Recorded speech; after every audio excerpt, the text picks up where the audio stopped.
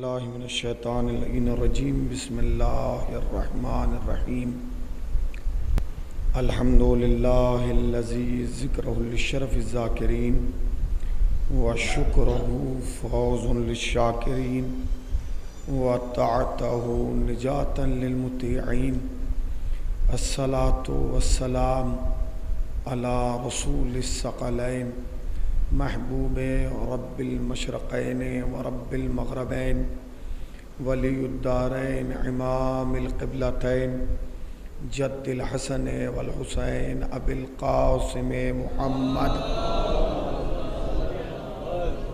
اما بعد فقد قال اللہ حق سبحانہ تبارک و تعالی وقولہ الحق بسم اللہ الرحمن الرحیم ان الدین عند اللہ الاسلام صلوات پڑھ دیں بر محمد وآل ارباب ولا اور صاحبان فہم و ذکا، عزاداران سید الشہداء اور ماتمداران مظلوم کربلا، ایک مرحوم کے سال ثواب کی مجلس بعنوان مجلس برسی برپا کی گئی ہے، جس میں ہم اور آپ جمع ہوئے ہیں ان کے اہل خانہ کو تعزیت پیش کرنے کے لیے اور صبر کی تلقین کے لیے۔ آج کی اس مجلس سے خطاب کے لیے میں نے مشہور زمانہ آیت کو تلاوت کیا ہے، جو اتنی مشہور ہے کہ اس مجمع میں ایک بھی ایسا نہ ہوگا کہ جو اس آیت کریمہ کا حافظ نہ ہوگا۔ خالق کائنات، مالک ارض و سما، ایک قطرے سے پے کر انسانی کو خلق کرنے والا، رحم مادر میں حفاظت کرنے والا، شکم مادر میں رزق پہنچانے والا، ایک گوشت کے لوتھڑے کو شکل انسانی عطا کرنے والا، ایک لمحے میں بادشاہ کو فقیر تو دوسرے لمحے میں فقیر کو بادشاہ بنا دینے والا، زمین کا فرش بچھانے والا، آسمان کا شامیانہ لٹکانے والا، ستاروں کے قندیلیں روشن کرنے والا، سورج کو چمک عطا کرنے والا، پھولوں کو خوشبو عطا کرنے والا، کلیوں کو چٹک عطا کرنے والا، چڑیوں کو چہک عطا کرنے والا، ڈالیوں کو لٹک عطا کرنے والا، دریاؤں کو روانی عطا کرنے والا، درختوں کو ہریالی عطا کرنے والا، اور حضرت انسان کو عقل عطا کرنے والا۔ پروردگار ارشاد فرما رہا ہے کہ اگر اللہ کے نزدیک کوئی دین ہے تو وہ دین اسلام ہے۔ اسلام ایک قانون کا نام ہے، اسلام ایک نظام کا نام ہے، اسلام ایک سسٹم کا نام ہے۔ جو اس قانون پہ عمل کرتا ہے وہ مسلمان کہلاتا ہے، جو اس قانون کو فالو کرتا ہے اسے مسلمان کہا جاتا ہے۔ آج آپ الحمدللہ پوری دنیا میں جائیے تو آپ کو دو چیزیں ضرور ملیں گی، ایک اسلام ملے گا اور دوسرے مسلمان ملے گا۔ ایک صلوات پڑھیں بر محمد وآل محمد پر، اگر زحمت نہ ہو تو تھوڑا سا آپ لوگ آگے آ جائیے، ایک اور صلوات پڑھیں بر محمد وآل محمد پر۔ ذرا اگر قریب آ جائیں تو، اس لیے کہ قریب آؤ تو آپس میں کوئی بات بنے، یہ فاصلے تو غلط فہمیاں بڑھاتے ہیں۔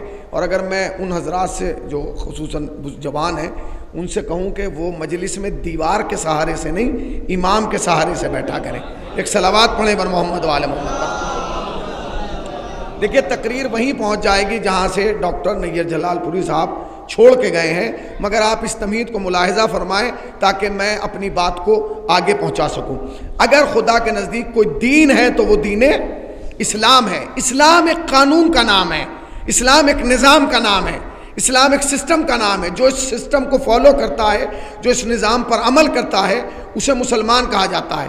آج الحمدللہ آپ پوری دنیا میں جہاں بھی جائیں گے آپ کو وہاں مسلمان بھی ملے گا اور اسلام بھی ملے گا، مگر یہ اب آپ کی قسمت ہے کہ جس سے آپ مل رہے ہیں وہ صحیح اسلام ہے یا غلط اسلام ہے۔ ہائے ہائے، وہ سچا مسلمان ہے یا جھوٹا مسلمان ہے۔ اس لیے کہ ہم نے تو سماج میں یہ دیکھا کہ جب کوئی کمپنی آ کے اپنی پکڑ مارکیٹ میں بنا لیتی ہے تو کچھ نقلی کمپنیاں اسی وقت وجود میں آتی ہے جن کا ریپر ویسا ہی ہوتا ہے، کلر ویسا ہی ہوتا ہے، ہائے ہائے، کلر ویسا ہی ہوتا ہے، نام بھی وہی ہوتا ہے، ٹائٹل بھی وہی ہوتا ہے۔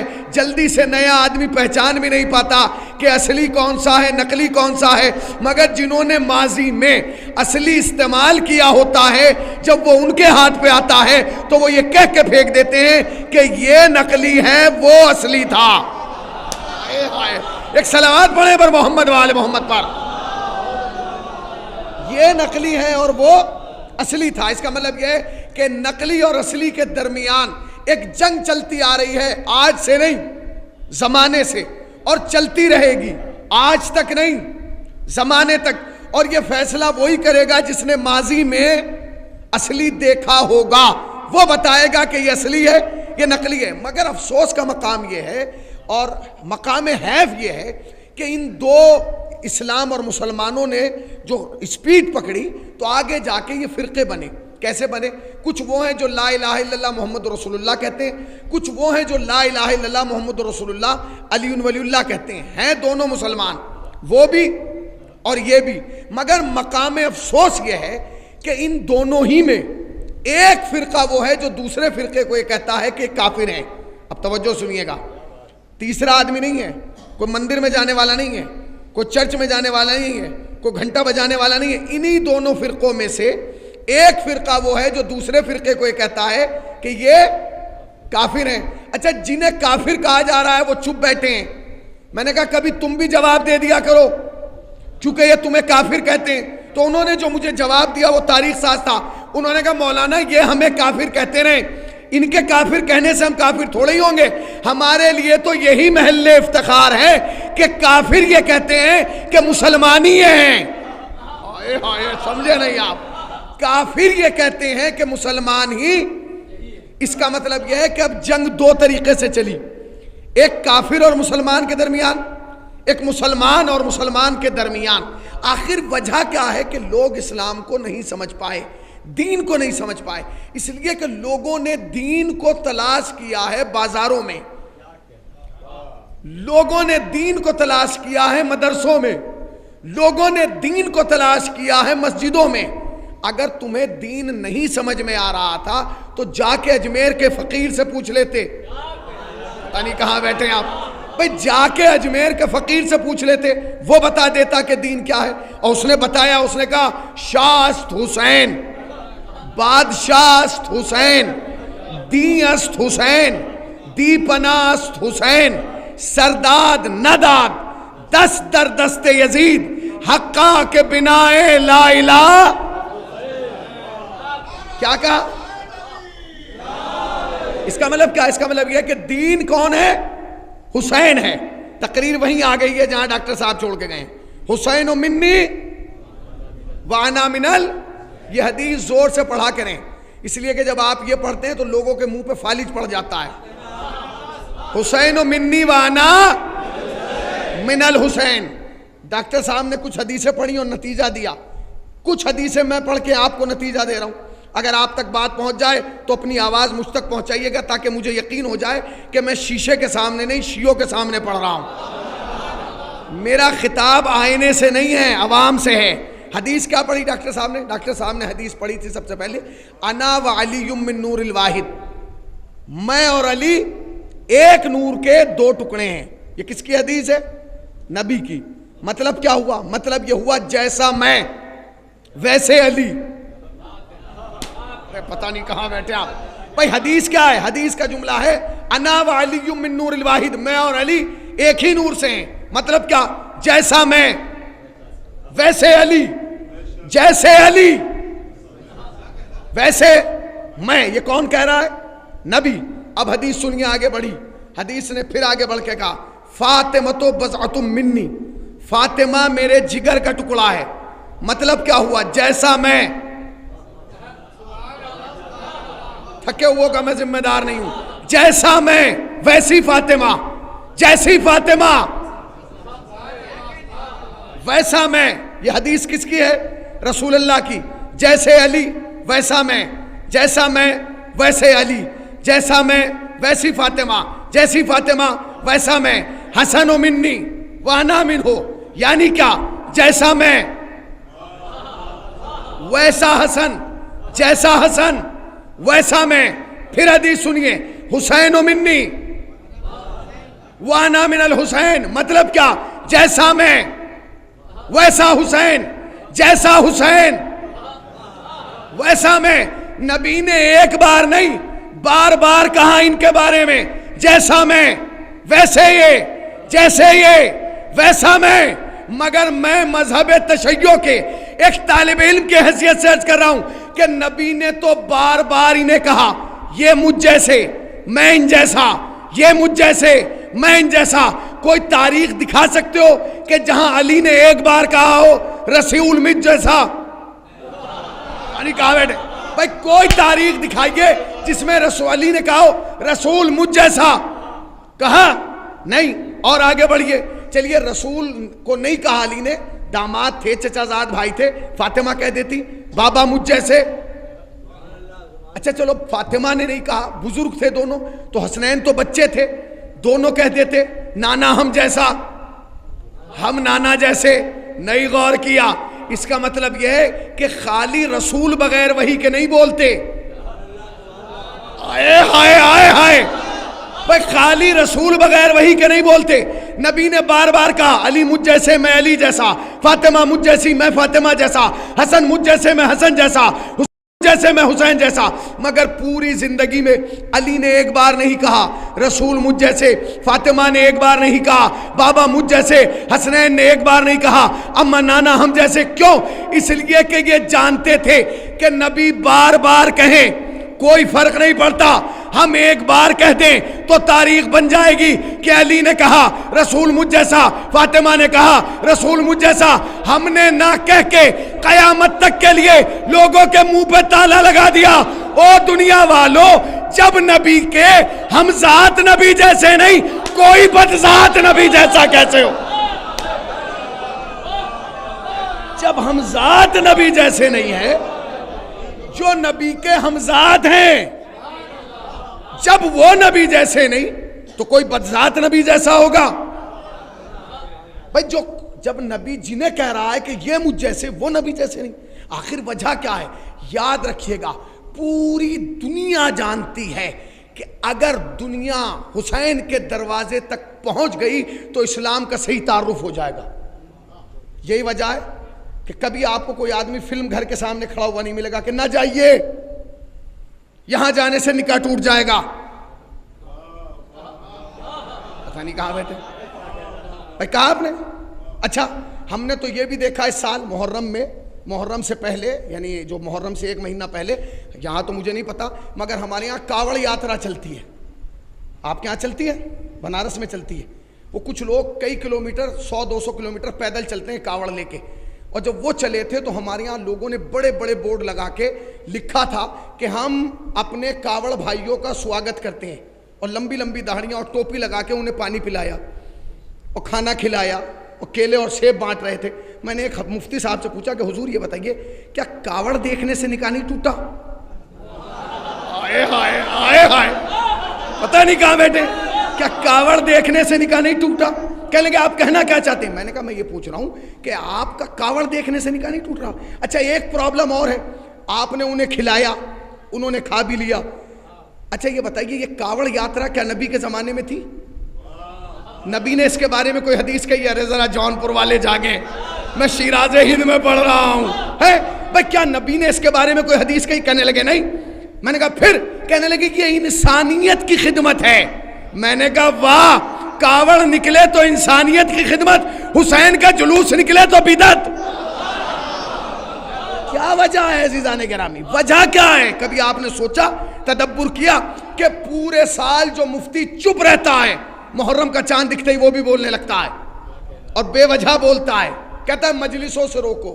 آج جو دنیا کو مجلسوں سے روکا گیا، اس کا نتیجہ یہ ہوا کہ چپے چپے پہ اسلام بدنام ہوا ہے، چپے چپے پہ مسلمان ذلیل ہوا ہے. آپ جانتے ہیں 3 سال سے کوئی بھی چینل چلائیے، 5 آدمی بیٹھے ہیں، ایک پنڈت، ایک مولوی صاحب، ایک عورت اور ایک اینکر، اور ایک ہی موضوع پہ بات چل رہی ہے، 3 طلاق 3 طلاق 3 طلاق. یہ 3 کا عدد ایسا ہے، یعنی کہاں بیٹھے ہیں، میں کیا کہہ رہا ہوں، یہ 3 کا عدد ایسا ہے کہ جہاں بھی آیا عزت لے گیا. صلوات پڑھیں پر محمد وآل محمد پر، صلوات پڑھیں پر محمد وآل محمد پر. بتائیے آپ یہ جو شاباش، یہی چراغ جلیں گے تو روشنی ہوگی، ہے ٹھیک ہے نا؟ تو یہ جو عدد ہے، آپ جو ہر جگہ جس چینل پہ بھی جائیں گے آپ 3 طلاق 3 طلاق 3 طلاق، آخر کیوں پریشان ہیں؟ یہ آپ اپنی عزت اپنے ہاتھوں سے کیوں دے رہے ہیں؟ تو پھر اس کا حل کیا ہے؟ حل کیا ہوتا؟ حل تو وہی ہے جو ہر دکھا کے گیا ہے، در حسین پہ آ جاؤ، ہر مسئلے کا حل ہو جائے گا۔ کہہ لیں کیا مطلب؟ ارے یہ جنگ جو تم آج لڑ رہے ہو، شیعت تو اسے برسوں پہلے لڑ چکی، برسوں۔ آپ کیا بات کر رہے ہیں؟ آپ جانتے ہیں ایران شیعہ کیسے ہوا؟ ایران میں مذہب تشیع کیسے آیا؟ اسی 3 طلاق کے مسئلے پر آیا، اسی 3 طلاق کے مسئلے پر پورا ملک ایران شیعہ ہو گیا۔ وہ کیسے ہوا؟ وہاں کا ایک بادشاہ تھا، ایک روز بادشاہ کو غصہ آیا، بیوی سامنے آئی، اس نے کہا ادھر آؤ، کہ کیا ہوا؟ کہ طلاق طلاق طلاق۔ یہ تو شکر ادا کیجئے کہ بھائیوں کے ہاں خالی طلاق طلاق کہنے سے طلاق ہو رہی ہے، اگر نکاح نکاح کہنے سے نکاح ہونے لگتا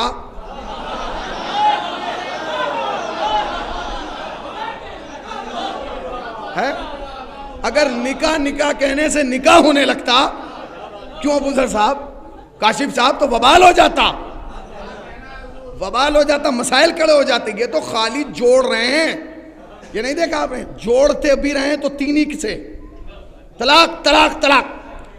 اب وہ پریشان ہو گیا، اب اس نے کہہ دیا کہ طلاق طلاق طلاق، اب بیوی چپ۔ اب صبح جب بادشاہ سلامت کا غصہ کچھ کم ہوا تو انہوں نے مولاناؤں کو بلایا، ادھر آئیے۔ اب بیچارہ مولوی تو ہر دور میں بکتا رہا ہے نا، میں اپنے کو ہی کہہ لوں۔ اب وہ آئے، انہوں نے کہا جی حضور فرمائیے۔ کہنے لگے بھائی رات بہت غضب ہو گیا۔ کہ کیا ہوا؟ کہ رات ہم نے غصے میں اپنی بیگم کو 3 دفعہ طلاق طلاق طلاق کہہ دیا، تو 1 دفعہ تو انہوں نے کان پہ ہاتھ رکھا، پھر کہنے لگے بس ہو گیا۔ انہوں نے کہا کوئی گنجائش؟ کا کوئی گنجائش نہیں۔ کہنے لگے میں غصے میں تھا۔ اس نے کہا آپ ہی تو غصے میں تھے، لفظ تو غصے میں نہیں تھا بھائی، آپ ہی تو غصے میں تھے۔ اس نے کہا کہ ٹھیک ہے کوئی بات نہیں۔ وہ چلے گئے، حنفی گئے تو اس نے مالکی کو بلا لیا۔ انہوں نے کہا بھائی میں نے رات غصے، انہوں نے کہا جی کلیئر۔ کہنے لگے اصل میں مجھے رات غصہ رکھا، وہ غصہ نہیں دیکھا جاتا شریعت میں، آپ نے کہہ دیا تو ہو گئی۔ وہ چلے گئے، مالکی گئے، شافعی آ گئے، شافعی گئے، حنبلی آ گئے۔ اس نے چاروں مذہب والوں کو بنایا، حنفی، مالکی، شافعی، حنبلی، چاروں مذہب کے علماء نے کہا کہ حضور شریعت میں غصہ نہیں دیکھا جاتا، آپ نے کہہ دیا تو ہو گیا۔ اب تو وہ تو ٹینشن میں آ گئے، بادشاہ سلامت لیٹ گئے، نہ دربار جا رہے ہیں، نہ لوگوں سے میٹنگ کر رہے ہیں، نہ ملاقات، کچھ نہیں، یہ تو غصے میں غضب ہو گیا۔ اب وہ جو ایک خادم ہوتا ہے نا چائے وائے لانے والا، وہ بیچارہ بار بار جاتا ہے، بادشاہ سلامت کا منہ دیکھتا ہے واپس آ جاتا ہے۔ تو وہ اندر گیا، اس نے کہا بادشاہ سلامت خیریت تو ہے؟ اس نے کہا تمہاری اتنی مجال کہ تم ہم سے پوچھو کہ خیریت ہے کہ نہیں؟ اس نے کہا آپ پریشان حال ہیں اس لیے پوچھ رہا ہوں۔ تو کہنے کہ کیا تو میری مشکل کا حل کرے گا؟ اس نے کہا حضور ذات مت دیکھیے، ذات مت دیکھیے کہ میں نوکر ہوں، آپ کو نہیں پتا میں ایسا حل دوں گا کہ آپ سوچ نہیں سکتے۔ کہنے کیا مطلب؟ کہ آپ یوں ہی تو پریشان ہیں نا کہ آپ نے طلاق دے دی؟ کہاں؟ کہ تو اس سے زیادہ پریشان اس لیے کیونکہ آپ کے سارے درباری مولویوں نے کہہ دیا کہ طلاق ہو گئی۔ کہاں؟ کہ آپ ان چاروں کے چکر میں کیوں ہیں؟ کہ کیا؟ کہ ایک مذہب اور ہے، وہ 5واں ہے۔ کہ وہ کون سا مذہب ہے؟ کہ مذہب تشیع، فقہ جعفری۔ کہ ان کا مولوی کہاں ہے؟ کہ وہ ایران میں نہیں ہے۔ کہ پھر کہاں ہے؟ وہ ہے ہلہ میں۔ کہ جاؤ بلا کے لاؤ، جاؤ ہلہ سے اس شیعہ مولوی کو بلا کے لاؤ۔ غلام خود بھی گیا اور ایک گھوڑا خالی بھیجا گیا تیز رفتار، جا کے اس نے دق الباب کیا، معلوم کیا کون ہے بھائی ہلہ میں شیعوں کا مولوی؟ کہا جی یہ دروازہ ہے۔ انہوں نے جا کے دق الباب کیا، وہ جو عالم دین تھے انہوں نے دروازہ کھولا، سامنے غلام کھڑا ہے۔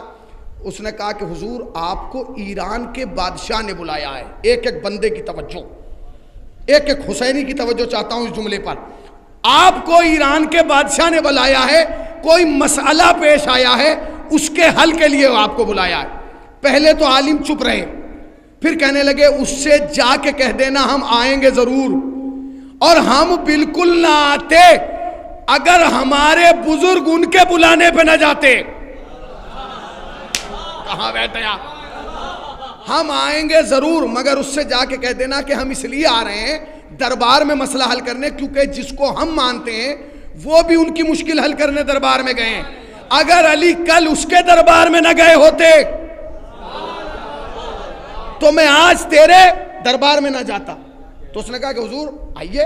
کہ کیا مطلب؟ کہ یہ گھوڑا آپ کا کے لیے بھیجا ہے، بیٹھیے۔ دیکھیے عالم کسے کہتے ہیں ابو ذر صاحب، عالم کسے کہتے ہیں؟ انہوں نے کہا کیا یہ سواری آپ کے لیے بھیجی ہے، اس پہ بیٹھ کے آنا ہے؟ جانتے ہو خدا کی قسم شیعہ عالم کا معیار دیکھیے، انہوں نے کہا اس سواری کو لے جاؤ، میں بادشاہ کی سواری پہ نہیں آؤں گا، میرا یہ خچر کھڑا ہے میں اس پہ بیٹھ کے آؤں گا۔ اس نے کہا جب گھوڑا بھیجا ہے تو گھوڑے پہ چلیے، خچر پہ کیوں آئیں گے؟ سنیں گے عالم کا جواب، کہا اس لیے نہیں اس کی سواری پہ آؤں گا کیونکہ اگر اس کی سواری پہ بیٹھ کے گیا تو فیصلہ بھی اس کے حق میں کرنا ہوگا۔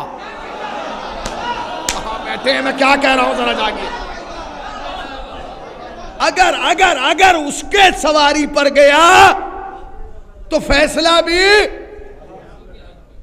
اسی کے حق میں کرنا ہوگا۔ جاؤ تم چلے جاؤ اور اس سے کہہ دینا ہم آئیں گے ضرور۔ سپاہی گیا، نوکر آیا، اس نے کہا حضور وہ تو عجیب آدمی ہے۔ کہا کیا مطلب؟ کہ انہوں نے کہا ہے کہ ہم آئیں گے ضرور مگر آپ کا گھوڑا نہیں لیا۔ کہا ہم اپنے خچر پہ آئیں گے، ہم بادشاہ کی سواری اس لیے نہیں قبول کریں چونکہ کہیں فیصلہ اس کے حق میں نہ کرنا پڑے۔ بس جیسے ہی بادشاہ نے سنا فوراً مسکرا کے کہنے لگا یقیناً کوئی اچھے مذہب والا ہے، یقیناً کوئی اچھے مذہب والا ہے۔ چلا گیا۔ 4 دن کے بعد یہ ہلہ والے عالم وہاں پہنچے جن کا نام تھا علامہ ہلی۔ کیا نام تھا؟ علامہ ہلی۔ اب وہ جو پہنچے تو بادشاہ کو پتہ چلا کہ وہ ہلہ والے عالم آ گئے۔ اس نے کہا کہ رکھیے، صبح دربار جب لگے گا تو بلایا جائے گا۔ انہیں رکھ دیا گیا آرام سے استراحت کے لیے۔ اگلے دن پورا دربار سجایا گیا اور سارے مولویوں کو بلایا گیا، حنفی، مالکی، حنبلی، شافعی۔ انہیں پتہ چلا کہ بھائی شیعوں کا بھی مولوی آیا، شیعوں کا بھی۔ تو سب اپنی اپنی جگہ گھیر کے بیٹھ گئے، بادشاہ کے بغل والی، ادھر والی، ادھر والی بیٹھ گئے۔ سب آ گئے تو بادشاہ نے اسی نوکر کو بھیجا کہ اب جائیے ہلی صاحب کو بھی لے آئیے، علامہ ہلی کو۔ وہ گیا، اس نے کہا حضور آپ آئیے۔ اب وہ پہنچے۔ اب ایران کے قالین تو پوری دنیا میں مشہور ہیں۔ جب علامہ ہلی دروازے پہ آئے، صدر دروازے پہ، تو موٹے موٹے قالین بچھے تھے۔ انہوں نے جوتے اتارے اور اتر کے بغل میں دبا لیے۔ اب جب سب تو پہنے تھے جوتے، وہ جوتے اتار کے آئے، جب چلے وہ جوتے اتار کے بغل میں دبا کے، تو سب مولوی ایک دوسرے کو کونی مارنے لگے، مسکرانے لگے۔ وہ سیدھے گئے اور بادشاہ کی بغل میں جو کرسی تھی اس پہ جا کے بیٹھ گئے۔ بادشاہ نے کہا کہ علامہ ہلی سے کہ علامہ صاحب آپ جانتے ہیں کہ یہ کیوں ہنس رہے ہیں؟ جانتے ہیں کیوں ہنس رہے ہیں؟ فوراً علامہ ہلی نے کہا یہ اس لیے ہنس رہے ہیں کیونکہ انہیں شریعت کا علم ہی نہیں ہے۔ آئے ہائے آئے ہائے، یہ اس لیے ہنس رہے ہیں کیونکہ انہیں شریعت کا علم ہی نہیں ہے۔ انہوں نے کہا کیا مطلب؟ کہ تم ہنستے نا اگر تمہیں شریعت کا علم ہوتا، کیا مطلب؟ کہ شریعت مصطفیٰ میں قالین پر جوتے پہن کے چلنے کو مکروہ قرار دیا گیا ہے۔ نبی نے کہا ہے کہ قالین پر جوتے پہن کے نہ چلنا مکروہ ہے۔ تو سارے مولویوں نے اٹھ کے کہا مکروہی تو ہے، حرام تھوڑے ہی ہے، کیا ضرورت تھی آپ پہن کے آتے؟ آپ نے تو ایسے اتار دیا جیسے حرام ہو۔ اس نے کہا تم میں اور مجھ میں فرق ہے، میں اس کا غلام ہوں جس نے نبی کی ہر بات کو مانا ہے، میں اس کا غلام ہوں جس نے نبی کی ہر بات کو مانا ہے، میں علی کا غلام ہوں۔ بیٹھ گئے تو انہوں نے کہا کہ حضور کم سے کم اگر جوتے اتارنا تھے تو وہیں اتارتے، یہ بغل میں دبا کے کیوں لائے؟ یہ بادشاہ سلامت نے سوال کیا کہ حضور کم سے کم اگر نبی کی سنت تھی تو جوتے وہیں اتارتے، یہ آپ بغل میں دبا کے لے آئے۔ تو انہوں نے فوراً پوچھا کہ یہ بتاؤ کہ تمہارا دربار افضل ہے یا نبی کا دربار؟ یعنی کہاں بیٹھے بھائی، تمہارا دربار افضل ہے یا نبی کا؟ تو ایک دم کھڑا ہو گیا۔ اس نے کہا کیا مطلب؟ ہمارے دربار کا اور نبی کے دربار کا کیا تھا مقابل؟ نبی نور اول، عقل اول، حسن اول، کرم اول، عشق اول، جمال اول، گنتی کا پہلا عدد، طٰہٰ، یاسین، مزمل، مدثر، مبشر، صادق، امین، نذیر، بشیر، نذیر، سراج منیر، میری کیا حیثیت؟ تو انہوں نے کہا بس اسی لیے میں جوتے لے کے آیا ہوں۔ کہا میں سمجھا نہیں آپ نے کیوں کہا؟ کہا بھائی اس لیے جوتے لے آیا کیونکہ جب نبی کے دربار سے چوری ہو سکتے ہیں، بھائی اب تھکے ہوئے کو تو میں ذمہ دار نہیں ہوں نا بھائی، جب نبی کے دربار سے چوری ہو سکتے ہیں تو تیرے دربار کی حیثیت کیا؟ بھائی یہ سننا تھا کہ سارے مولوی کھڑے ہو گئے۔ اس نے کہا غلط، نبی کے دربار سے کوئی جوتے چوری نہیں ہوئے، اور ہوئے تو ہم نے کیوں نہیں پڑھا؟ اچھا اگر چوری کیے تو کس نے کیے نام بتائیے؟ علامہ ہلی نے کہا اسی سوال کے لیے تو میں نے جوتے اٹھائے تھے، بھائی اسی سوال کے لیے تو اٹھائے تھے۔ کہا بتائیے، سارے مولوی کھڑے ہو گئے، بتائیے جوتے کس نے چرائے تھے نبی کے دربار سے؟ اب شیعہ مولوی کھڑا ہوا، اس نے کہا کہ آپ بتاؤں کس نے چرائے تھے؟ کہا کس نے؟ کہا امام ابو حنیفہ نے چرائے تھے۔ ارے یہ کہنا تو حنفیوں میں تو ہنگامہ ہو گیا۔ انہوں نے کہا بادشاہ سلامت جھوٹ بول رہے ہیں، یہ کہہ رہے ہیں کہ نبی کے دربار میں وہ تو تھے ہی نہیں نبی کے زمانے میں، وہ تو چھٹے امام کے زمانے میں تھے، محمد کے زمانے میں تھوڑے ہی تھے۔ تو کہنے لگے ہاں کوئی بات نہیں، میں بوڑھا ہو گیا ہوں اس لیے دماغ نہیں چل رہا۔ وہ ابو حنیفہ نہیں تھے، امام مالک تھے، تو مالک والے کھڑے ہو گئے۔ انہوں نے کہا نہیں امام حنبل تھے، وہ بھی کھڑے ہو گئے۔ چاروں نے کھڑے ہو کے کہا بادشاہ سلامت، یہ شخص جھوٹ بول رہا ہے اس لیے کہ اس نے ہمارے اماموں پہ الزام لگایا ہے، جبکہ نہ نبی کے زمانے میں ہمارا امام تھا، نہ ان کا امام تھا، نہ ان کا امام تھا، نہ ان کا امام تھا، ہم سب کے امام 200 سال کے بعد ہوئے۔ علامہ ہلی اٹھے، اٹھ کے کہا بادشاہ سلامت سن لیا، جن کو تو نے دربار میں بٹھایا ہے ان کے امام نبی کے 200 سال بعد آئے، مگر جسے میں امام مانتا ہوں وہ نبی کی گود میں رہا ہے، وہ نبی کی انگلی پکڑ کے۔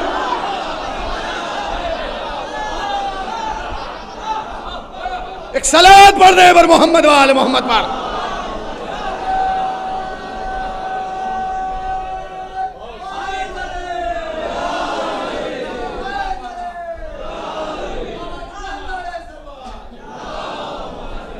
جسے میں امام مانتا ہوں وہ 200 سال بعد نہیں ہے، وہ نبی کی آغوش میں پلا ہے، اس نے نبی کی زبان چوسی ہے، وہ لعاب محمدی کا اثر رکھتا ہے، اس نے نبی کی انگلی پکڑ کے چلنا سیکھا ہے۔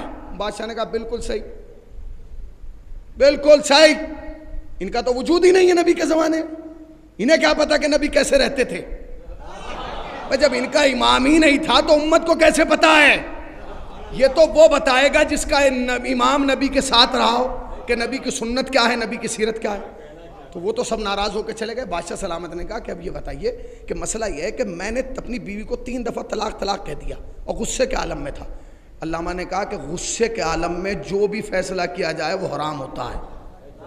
ہائے ہائے، غصے کے عالم میں جو بھی فیصلہ کیا جائے وہ حرام ہوتا ہے۔ کہا آپ کی کیا رائے؟ انہوں نے کہا سنو، مذہب تشیع میں اپنی کوئی رائے نہیں ہوتی، یا معصوم کی ہوتی ہے یا قرآن کی ہوتی ہے۔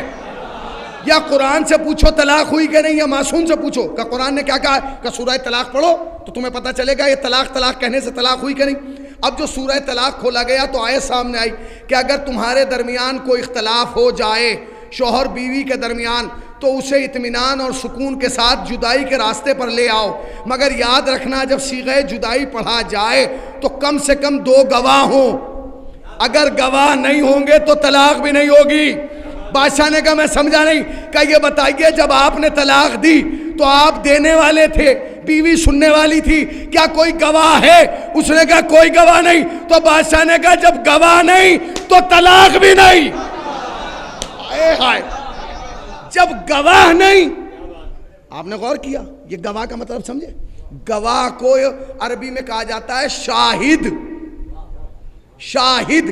اور یاد رکھیے گا طلاق کے معاملے پر جو گواہ چاہیے وہ عادل چاہیے، وہ غیر عادل نہیں چاہیے، اس کے لیے شرط ہے کہ عادل ہو۔ عزیزان گرامی، یہ مذہب تشیع ہے، یہ کسی بنیے کا بنایا ہوا مذہب نہیں ہے، یہ استبل سے آیا ہوا مذہب نہیں ہے۔ یاد رکھیے گا یہ منبر جو ہے وہ ہمیں کسی کیا کہا جائے کسی مزدور نے بنا کے نہیں دیا ہے، یہ منبر جو ہے یہ ہمیں رسول اللہ کی سیرت سے ملا ہے، لہٰذا اس منبر سے وہی باتیں ہوں جو تحفظ رسالت کے لیے ہو یا تحفظ امامت کے لیے ہو۔ آج کل ایک پوری دنیا میں کلپ وائرل ہو رہا ہے کہ اس مجلس کا کیا فائدہ جو حسین نہ بنا سکے۔ آپ نے غور کیا اس مجلس کا کیا فائدہ جو حسین نہ بنا سکے؟ کیا آپ اس بات سے راضی ہیں؟ کیا یہ جملہ صحیح ہے بھائی؟ کیا آپ اس جملے سے راضی ہیں کہ اس مجلس کا کیا فائدہ جو حسین نہ بنا سکے؟ غلط، اس لیے کہ حسین تو وہ ہے کہ جو اللہ نے بھی 14 میں ایک بنایا۔ جب 14 میں بھی ایک ہی حسین ہے تو آپ اپنی مجلس میں حسین کیسے بنا دیں گے؟ یہ مجلس حسین بنانے کے لیے نہیں ہے، حسینی سماج بنانے کے لیے ہے، حسینی معاشرہ بنانے کے لیے ہے۔ یہ مجلسیں اس لیے ہیں تاکہ تم حسین کی طرح سچ بول سکو، تاکہ تم حسین کی معرفت حاصل کر سکو، تاکہ تمہارے اندر حر کی طرح جذبہ ندامت پیدا ہو سکے۔ یہ مجلس سید الشہداء اس لیے ہے، یہ مجلس عزا اس لیے نہیں ہے کہ حسین بنایا جائے۔ استغفر اللہ، کسی کے زبان میں اتنی تاثیر ہی نہیں ہے کہ حسین بنا سکے، ناممکن ہے کہ حسین بنا دیا جائے۔ اس لیے کہ بنائے گا تو وہ جسے خود پتا ہو کہ حسین کیا ہے. دنیا میں وہ عقلی نہیں آئی کہ جو حسین کو سمجھ سکے. حسین کو سمجھنا ممکن نہیں، ناممکن ہے، ناممکن، اصلاً ناممکن ہے. اس لیے کہ حسین وہ ہے کہ جس نے دوش رسالت پر سفر کیا ہے. حسین وہ ہے جس نے پشت رسالت پر قیام کیا ہے. عزیزان گرامی، یہ مذہب جو ہے یہ مذاق نہیں ہے، اس کے ساتھ کھلواڑ نہ کریں آپ. یہ منبر جو ہے یہ آپ کی ملکیت نہیں ہے فرش ازا. یہ عزائے سید الشہداء ایک امانت ہے، اور اس امانت کو آپ کو آگے پہنچانا ہے. اسے آپ ملکیت نہ سمجھیں. یہ بزرگار ہیں، یہ جو ہمارے یہاں 80-90 سال والے، یہ اسے بڑی محنت سے یہاں تک لائے ہیں، اور انہوں نے اس یہاں تک کے سفر میں کوئی فالٹ ہونے نہیں دیا بیچ میں. انہوں نے اس منبر کو بھی پاک رکھا ہے، اس فرش ازا کو بھی پاک رکھا ہے، اور سامعین کی ذہنیت کو بھی پاک رکھا ہے. دنیا عرب نے یعنی سعودی عرب نے ملین ڈالر خرچ کیے ہیں، اربوں روپیہ خرچ کیا ہے صرف اس بات پہ کہ فرش ازا سمیٹ دیا جائے، مگر وہ کامیاب نہیں ہو سکے. جب وہ تھک گئے کہ اب ہم فرش ازا نہیں سمیٹ سکتے تو انہوں نے دو کام کیے. دو کام کیا کیے؟ ایک کام یہ کیا کہ ہمارے لباس پہنا کے منبر پہ لا کے بٹھا دیا، اور آپ کا لباس لا کے فرش ازا پہ لا کے بٹھا دیا. کیا رہ گیا؟ نہ منبر محفوظ ہے نہ فرش ازا محفوظ ہے. خدا کی قسم اس عزاداری کے لیے تاریخ گواہ ہے. یہ بزرگوں سے پوچھئے، اس عزاداری کے لیے ہم نے اپنی اولادیں بیچی ہیں. بیچی ہیں کہ نہیں؟ ایک زمانہ شیعوں پہ ایسا بھی تھا کہ جب ہمارے پاس تبرک بانٹنے کے لیے پیسہ نہیں ہوتا تھا. آج تو آپ مجلسوں میں جائیے تو ماشاءاللہ شیرمال بٹ رہے ہیں، بہترین تبرکات بٹ رہے ہیں. ایک زمانہ وہ تھا کہ جب لوگ پانی میں شکر گھول کے بانٹتے تھے ایک ایک چمچ، کیوں؟ تاکہ تبرک بند نہ ہو. آج کچھ لوگ کہتے ہیں اتنا مہنگا تبرک کیوں بٹ رہا ہے؟ آخر تمہیں کیا درد ہو رہا ہے؟ تم سے چندہ لے کے بٹ رہا ہے؟ میری سمجھ میں آج تک ایک بات یہ نہیں آئی کہ جو ہندوستان میں یہ کہتے ہیں کہ اتنا مہنگا کیوں بٹ رہا ہے، جب وہ اربعین پہ جاتے ہیں تو کیا اندھے ہو جاتے ہیں؟ انہیں وہاں نہیں دکھ رہا کہ دنیا کے بڑے بڑے لوگ آ کے نام حسین پہ لٹا رہے ہیں؟ اس لیے کہ انہیں معلوم ہے کہ لٹایا نہیں جا رہا، یہاں سے بھیجا جا رہا ہے، وہاں جمع کیا جا رہا ہے. عزائے سید الشہداء یاد رکھیے گا، اس چکر میں بھی نہ رہے کہ آپ ہیں تو یہ عزاداری ہو رہی ہے. خدا کی قسم جو حق بولنے والے لوگ ہیں، جو حق بولنے والے لوگ ہیں، دنیا ان کے دشمن ہے. کیوں؟ کیونکہ وہ آپ تک حق پہنچا رہے ہیں. اس کا تو مجلس کا ڈیزائن ہی بدل دیا گیا، حالات ہی بدل دیے گئے، کیفیت بدل دی گئی، صورت بدل دی گئی. ایک زمانہ وہ تھا کہ جب منبر پہ خطیب آتا تھا تو چاہتا تھا کہ دل کے سارے راز آپ لوگوں کے سامنے کھول دے، چاہتا تھا فضائل کے انبار لگا دے آپ صاحب کے سامنے، چاہتا تھا حسین کی مصیبتوں کے سارے راز آپ پر کھول دے.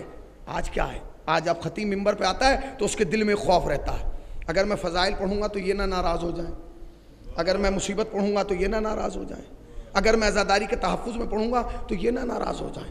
میں اپنے ان لوگوں سے جو اس منبر پہ آتے ہیں بڑے ادب و احترام کے ساتھ کہنا چاہتا ہوں، بھائیو یہ مت سوچو کہ ان میں کون ناراض ہوگا، یہ سوچو کہ امام راضی ہوگا کہ نہیں ہوگا.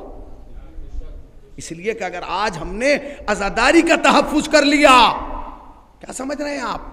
خدا کی قسم نہ جانے جونپور جیسے کتنے شہر ہیں، اس سے اچھے اچھے شہر ہیں، کوئی نام لیوا نہیں ہے، کوئی پوچھنے والا نہیں ہے، کوئی پرسان حال نہیں ہے. مگر شیراز ہند کا جب نام آتا ہے تو جہاں شیراز ہند جونپور آتا ہے وہیں ایک تصویر ابھر کے آتی ہے عزاداری کی. کیوں بھائی؟ یہ بتائیے کہ اس عزاداری نے آپ سے لیا ہے یا دیا ہے؟ آپ یہی طے نہیں کر سکتے کہ حسین نے آپ سے لیا ہے یا دیا ہے. کیا دیا ہے آپ نے حسین کے نام پہ؟ تبرک؟ وہ آپ نے اپنی جیب سے دیا ہے.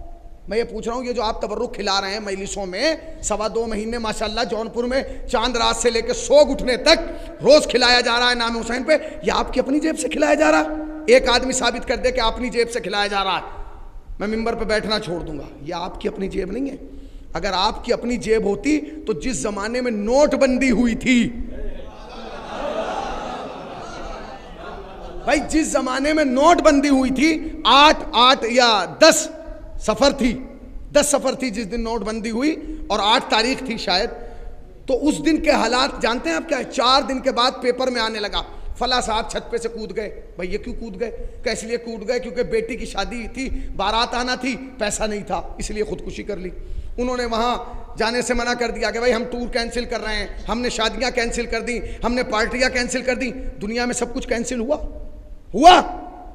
خدا کی قسم میں خطابت چھوڑ دوں گا حضور, اگر آپ اس سال کا ایک عزادار لائیں جس نے فون کر کے انجمن والوں کو کہا کہ انجمن مت لانا کیونکہ نوٹ بند ہو گیا. ایک آدمی کا لائیں جس نے کہا شب داری کینسل کر دو, نوٹ بند ہو گیا. نہیں, کیونکہ پوری دنیا کے پروگرام اس لیے بدلے کیونکہ وہ پروگرام ان کی جیب سے ہو رہے تھے, مگر کوئی شب داری نہیں رکی, کوئی جلوس نہیں رکا, کوئی تعزیہ نہیں رکا. اسی سے پتہ چلتا ہے جو تم پورے سال خرچ کرتے ہو وہ تمہارا مال ہے, جو 2.25 مہینے خرچ کرتے ہو وہ حسین کا مال ہے. یہ عزائے سید الشہداء میں آپ جو خرچ کر رہے ہیں آپ کا ذاتی مال ہے. اگر آپ خرچ کر رہے ہیں تو جیسے بیٹی کی شادی میں 10 لاکھ خرچ کر کے روتے ہیں نا, بڑا خرچ ہو گیا, ولیمہ کر دیا 5 لاکھ, ایسے روئیے عزاداری میں خرچ کر کے. چاہے جتنا خرچ ہو جائے بڑا سکون ملتا ہے بھائی, بڑا زبردست. اچھا, جتنے زیادہ عزادار آتے ہیں اتنی خوشی ہوتی ہے. ولیمے میں جب بھیڑ بڑھتی ہے تو پسینے آنے لگتے ہیں, کھانا کم نہ ہو جائے. بھائی ولیمے میں جب بھیڑ بڑھتی ہے تو پسینے آنے لگتے ہیں. ارے اتنے کہاں سے آ گئے, ہم نے تو انہیں بلایا بھی نہیں تھا, کارڈ ایک آدمی کا دیا تھا, آپ پورے گئے, مگر خوف رہتا ہے کہیں کھانا کم نہ ہو جائے. مگر جب عزاداری میں بڑھتے ہیں تو دل خوش ہوتا ہے کیونکہ جانتے ہیں نہ انتظام ہمارا ہے نہ ہم مالک ہیں, مالک بھی حسین ہے, انتظام بھی حسین کا ہے. عزاداری سید الشہداء کیا دے رہے ہیں آپ حسین کو؟ حسین کو آپ دے کیا رہے ہیں؟ میرا سوال ہے, تبرک کے نام پہ کچھ, اس کے بعد کیا؟ ذرا مرا سا خون, وہ بھی کب دے رہے ہیں؟ میں نے بھی بھائی کم سے کم پورے ہندوستان کا تو دورہ کر ہی لیا ہوگا خطابت کے صدقے میں. یہ جو آپ زنجیر لگا رہے ہیں یہ کتنے کب لگا رہے ہیں؟ پہلی محرم کو لگا رہے ہیں؟ بتائیے کیا آپ نے کسی گاؤں میں دیکھا ہے کہ چاند رات کو ماتم ہو رہا ہو؟ نہیں. پہلی محرم کو ماتم ہو رہا ہو؟ نہیں. 2 محرم کو ماتم ہو رہا ہو؟ نہیں. 3 محرم کو ماتم ہو رہا ہو؟ نہیں. 4 محرم کو ماتم ہو رہا ہو؟ نہیں. 5 کو ہو رہا ہو؟ نہیں. 6 7 8 9 نہیں. 10 دن کے بعد آپ عاشور کو ماتم کرتے ہیں. کیوں بھائی پہلے دن کیوں نہیں کر لیتے؟ کہ آپ کو حسین یاد نہیں آتا؟ نہیں, حسین چاہتے ہیں کہ 10ویں دن ہو. کیوں؟ کیونکہ پہلے 10 دن حسین تمہیں اپنا کھلاتا ہے. پہلے 10 دن اپنا کھلاتا ہے. جو خون تبرک کے صدقے میں بنتا ہے وہی فرش عزا پہ گرتا ہے. یہ عزائے سید الشہداء ہے, یہ عزائے سید الشہداء ہے جانے کے نام, اس پہ کوئی کمپرومائز نہیں ہوگا. آج آپ دیکھیے پوری دنیا کے حالات کیا ہیں, سب سے زیادہ دشمنی جو ہے اسی فرش عزا کی ہے. کیوں بھائی؟ آخر کیوں؟ ہم یہاں کسی پہ طنز تھوڑی کر رہے ہیں, ہم یہاں کسی کو مار تھوڑی رہے ہیں, ہم یہاں کسی کو گالیاں تھوڑی دے رہے ہیں. ہم تو یا حسین کی فضیلت بیان کر رہے ہیں یا حسین کی مصیبت بیان کر رہے ہیں. مگر پھر بھی لوگوں کے دل میں خوف ہے. جانتے ہیں خوف کیوں ہے؟ اس لیے کہ جب ہم حسین کی اور حسین کے باپ کی فضیلت بیان کرتے ہیں تو ان کو ان کی اور ان کے باپ کی غربت یاد آنے لگتی ہے. وہ سوچتے ہیں کہ جب حسین تو اتنا امیر ہے, باپ ایسا ہے, اور جنہیں ہم مانتے ہیں وہ خود ایسے ہیں اور ابا ایسے ہیں, تو مسئلہ یہاں پیدا ہو جاتا ہے. عزائے سید الشہداء کے لیے لوگوں نے قربانی دی ہے. یہ جو شہر ہیں ہندوستان میں 4-5 کہ جونپور شہر عزا ہے, لکھنؤ, حیدرآباد, یہ ایسے تھوڑی ہیں. اس کی ایک تاریخ رہی ہے. نوابین نے اپنی حکومتیں قربان کی ہیں عزائے سید الشہداء کے لیے. جانتے ہیں لوگوں نے اپنی اولادیں بیچ دی ہیں, مگر ہمیں تو نہیں پتہ چلا کہ آج تک کوئی حسین پہ قربان کرنے والا, لٹانے والا غریب ہوا ہو. نہیں ہوا, نہیں ہوا. خدا کے واسطے یاد رکھیے گا, جو بھی پیغام یہاں سے دیا جائے ضروری نہیں صحیح ہو, اسے آپ دیکھیے کہ کہیں یہ ہمارے عقیدے کو خراب کر رہا ہے یا آگے بڑھا رہا ہے. یہ آپ کی ذمہ داری ہے, یہ آپ کی شرعی ذمہ داری ہے. عزائے سید الشہداء یاد رکھیے گا عزیزان گرامی, امام حسین علیہ السلام کو وہ عزادار بالکل پسند نہیں ہے جو مصلی سے دور ہو, اور اللہ کو وہ نمازی بالکل پسند نہیں ہے جو فرش عزا سے دور ہو. اگر آپ اللہ کو راضی کرنا چاہتے ہیں تو فرش عزا پر آئیں, اور اگر آپ حسین کو راضی کرنا چاہتے ہیں تو مصلی پر جائیں.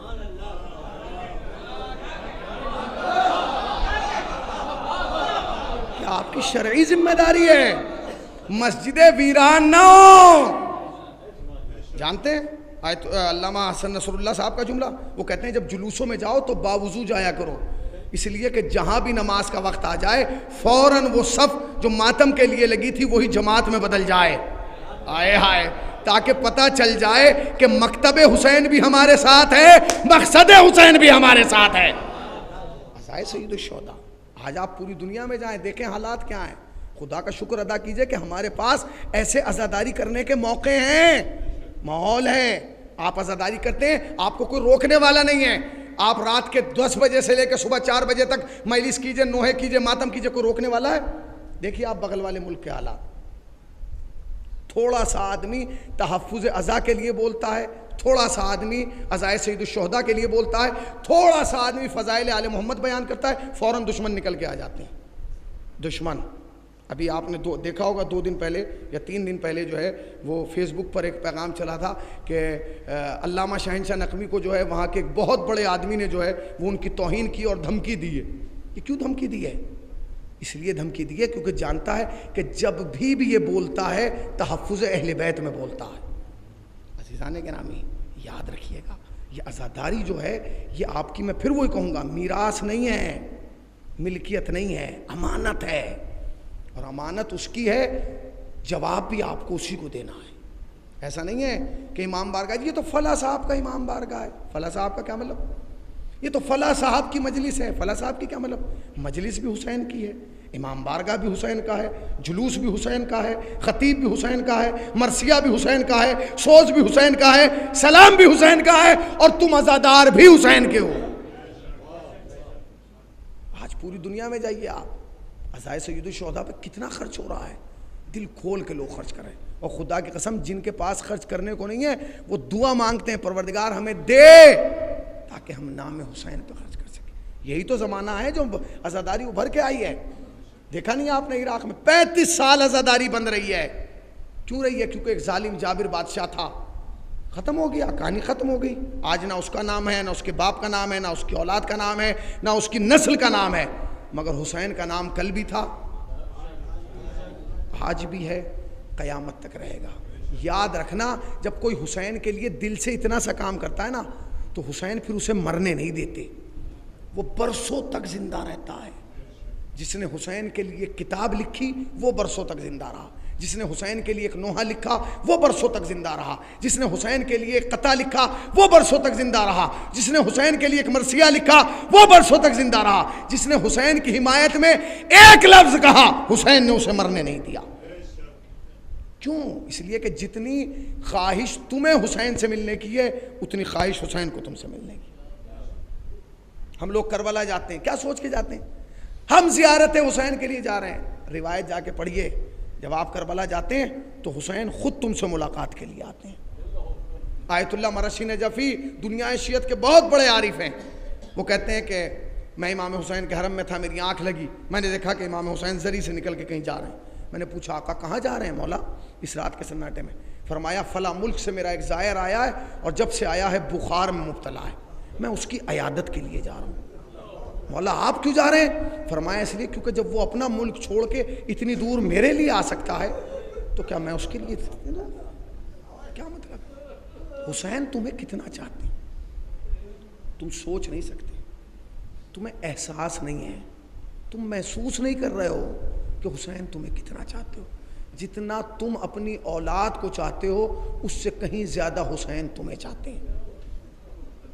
ہم گناہگار ہیں پھر بھی حسین چاہ رہے ہیں، ہم خاکی ہیں پھر بھی حسین چاہ رہے ہیں، ہم عاصی ہیں پھر بھی حسین چاہ رہے ہیں، ہم روز گناہ کر رہے ہیں پھر بھی حسین چاہ رہے ہیں. مولا کبھی تم نے کہا فرش اعضا پہ بیٹھ کے مولا ہمارے گناہوں کو معاف کر دیجیے؟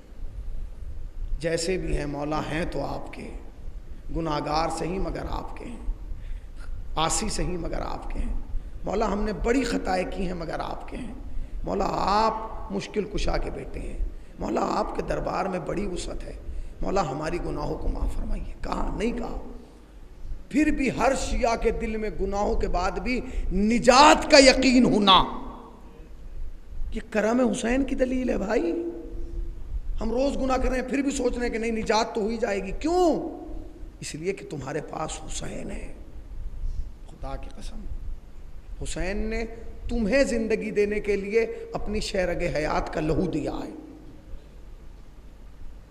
ہم تو تھک جاتے ہیں نا، ہماری عادت ہے، انسان ہے تھک جاتا ہے۔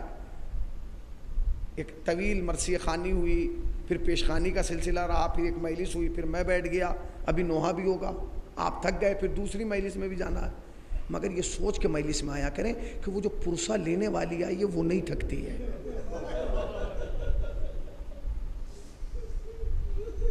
وہ بڑی دور سے آئی ہے، اس نے بڑا لمبا سفر کیا ہے،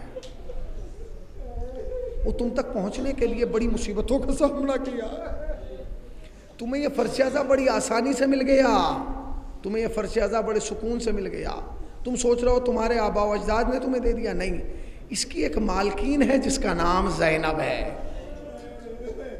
بڑی مصیبتوں سے ملا ہے۔ میں ایک روایت پڑھ رہا ہوں، اسی پہ مجلس تمام ہو جائے گی۔ جانتے ہیں جب قافلہ مدینے سے کربلا آیا تھا تو اس قافلے میں 64 بچے تھے۔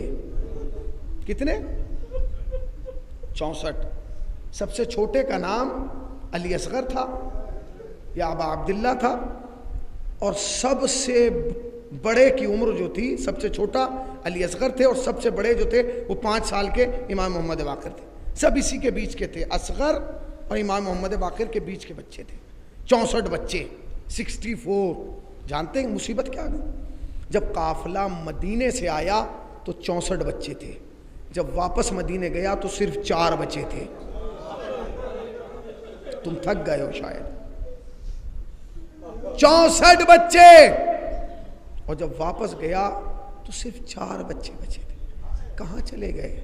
جانتے ہیں کربلا میں مولا کائنات کی ایک بیٹی ہے جس کا نام ہے خدیجہ، ان کے 2 بچے تھے۔ جب شام غریبہ خیموں میں آگ لگ گئی اور جناب زینب آئیں باہر نکل کے، اور بی بی نے کہا کہ تمام بیویاں اپنے بچوں کو ڈھونڈیں، تلاش کریں کہاں ہیں، سب بچے جمع ہو گئے، تو خدیجہ اٹھ کے آئیں اور کہا بی بی سب کے بچے آ گئے، مجھے میرے بچے دکھائی نہیں دے رہے۔ تو جناب زینب جناب خدیجہ کا ہاتھ پکڑ کے چلیں، جب مقتل میں آئیں تو جانتے ہیں کیا دیکھا کہ دونوں بھائی ایک دوسرے کی باہوں میں گلے میں باہیں ڈالیں اور گھوڑے کی ٹاپوں سے پامال کیا جا رہا ہے، اور جب بھی ٹاپ پڑتی ہے تو وہ کہتا ہے اماں اماں۔ 2 تو یہ شہید ہو گئے، اور کہاں چلے گئے؟ جانتے ہیں ابھی جو مولانا نے تذکرہ کیا، جب 11 محرم کو قافلہ چلا کربلا سے، تو تاریخ کہتی ہے تمام بیویوں کے ہاتھ پسے پشت باندھ دیے گئے رسیوں سے۔ اب سن لیجئے گا، اسی پہ میں مجلس تمام کر دوں گا۔ تمام بیویوں کے ہاتھ پسے پشت باندھ دیے گئے، اور ان کے جو بچے تھے نا، 1.5 سال کے، 2 سال کے، 2.5 سال کے، 3 سال کے، 3.5 سال کے، ان بچوں کو ان کی ماؤں کی گردن میں ایسے ٹانگ دیا گیا، ہاتھ باندھے نہیں گئے، ایسے کر کے ٹانگ دیا گیا، ہاتھ پھنسا کے، جیسے کہتے نہیں بچے کو کہ لو اماں کی گردن میں لٹک جاؤ، ماں کے ہاتھ پسے پشت بندھے، اور بچہ ماں کی گردن میں ایسے کر کے لٹکا ہے، اور شمر کمینے نے حکم دیا کہ اونٹوں کو دوڑاؤ۔ جب اونٹ دوڑتے تھے تو بچہ کہتا تھا اماں میرے ہاتھ چھوٹ رہے ہیں، اے اماں میرے ہاتھ چھوٹ رہے ہیں۔ سن لیے تم نے مصائب؟ بھائی ایک جملہ سن لو مجلس تمام۔ جب بھی اونٹ دوڑتا تھا اور دہکا لگتا تھا تو بچہ کہتا تھا اماں میرے ہاتھ چھوٹ رہے ہیں، اس لیے کہ بچے کے ہاتھ گردن میں ہیں اور لب ماں کے کان کے قریب ہیں۔ کہتا تھا اماں میرے ہاتھ چھوٹ رہے ہیں، اماں میرے ہاتھ چھوٹ رہے ہیں۔ ماں رو کے کہتی تھی میرے لال میرے ہاتھ بندھے ہیں، اے میرے لال میرے ہاتھ بنے۔ بچہ فریاد کرتا رہتا تھا اماں میرے ہاتھ چھوٹ رہے ہیں۔ ادھر بچے کے ہاتھ چھوٹتے تھے، بچہ زمین پہ گرتا تھا، پچھلے اونٹ کا پاؤں بچے کی کمر پہ پڑتا تھا، اے اماں خدا حافظ۔ ماں کہتی تھی میرے لال تجھے حسین کے دین پہ قربان کر، سیعلم الذین ظلموا ایامن قلب۔ پروردگارہ تجھے واسطہ محمد آل محمد کا ہماری مختصر قلیل سی بات قبول فرما، سبب نجات تو شاہ آخرت قرار دے۔ جس مرحوم کے سال ثواب کے لیے مجلس سزا برپا کی گئی ہے، فشار قبر تنہائی قبر خلوت قبر سے محفوظ فرما، درجات کو بلند سے بلند تر فرما، جوار معصومین میں جگہ عنایت فرما، حاضرین کو سال کے اندر زیارت کربلا معلیٰ سے مشرف فرما۔ میرے اللہ جو ایک بار جا چکا ہے اسے 2 بار بلا لے، جو 2 بار جا چکا ہے اسے بار بار بلا لیں، آنکھ بند نہ ہو جب تک روضہ حسین کا دیدار نہ کر لیں۔ اے میرے اللہ ہمارے گناہوں کو بخش دے، بخش دے، بخش دے، ہماری عاقبت کو بخیر فرما، بخیر فرما، بخیر فرما۔ ہم وارث کو تو بے وارثوں کی طرح زندگی گزاریں، وارث سے حقیقی حضرت حجت کے ظہور میں تعجیل فرما، ہمیں سرکار کے اعوان و انصار میں شمار فرما۔ 1 مرتبہ سورہ الحمد اور 3 مرتبہ سورہ اخلاص کی تلاوت فرما کر محمد ہاشم صاحب کی روح کو وصال فرمائے۔ محمد ہاشم ابن سبحان علی صاحب کی روح